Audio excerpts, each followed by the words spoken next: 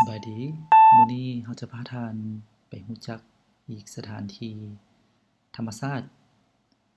เป็นจุดถ่ายรูปที่สวยงาม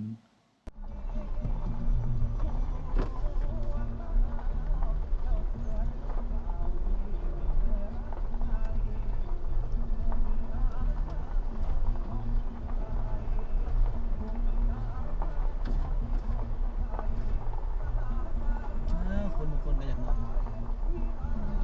รับคือบางไอ้น้อยเห็นจ้ะ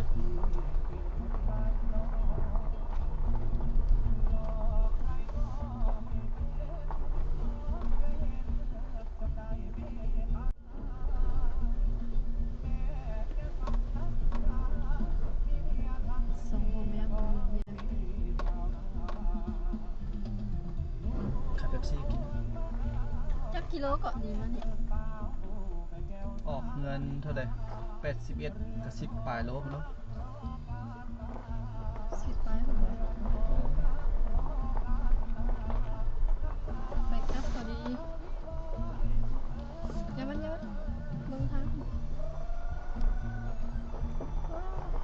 บ่แม่นไปกลับไปทาสวงก็ได้บ่ ไปกลับนี่ซ้ำไปท่าซ่วงเท่านึงนี่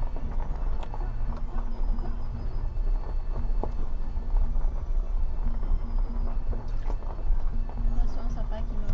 อืม แต่ฟาร์มแลนด์ก็ไกลกว่าแล้วเนาะ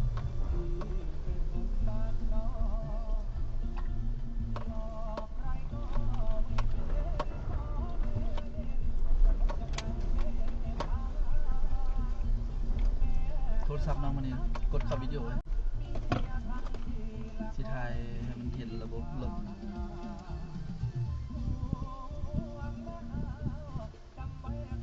มัวแท้เซ็ตกล้องมานึง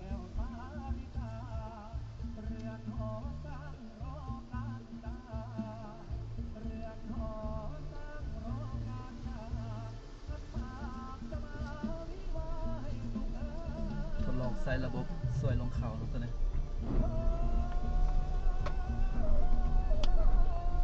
ปล่อยลงแบบเบรกเลยตัวนี้ของรถซูซูกิจิมนี่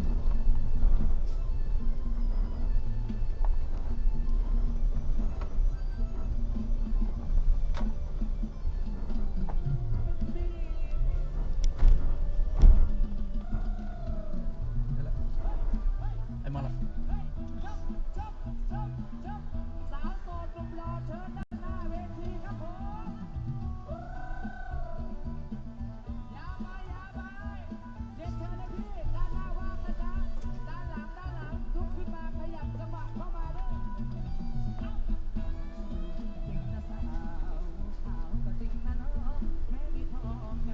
ห้วยน้ำใสดีเว้ยบุยบนจอดรถบนลงไปลินติบุมีบนลงครับเขานั้นบุยบนลงติ ยังตก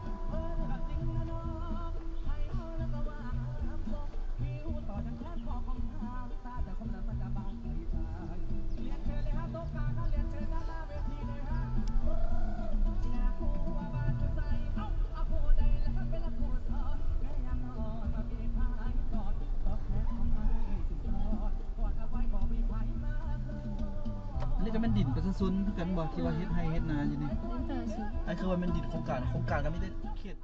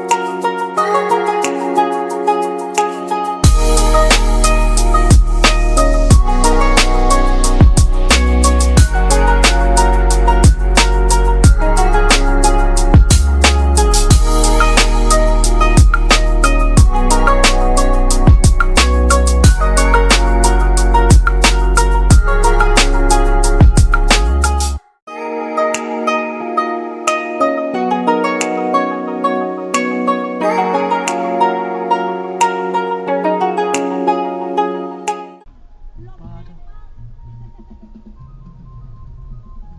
บรรยากาศเหมาะเจาะเลยถ่ายรูปดิ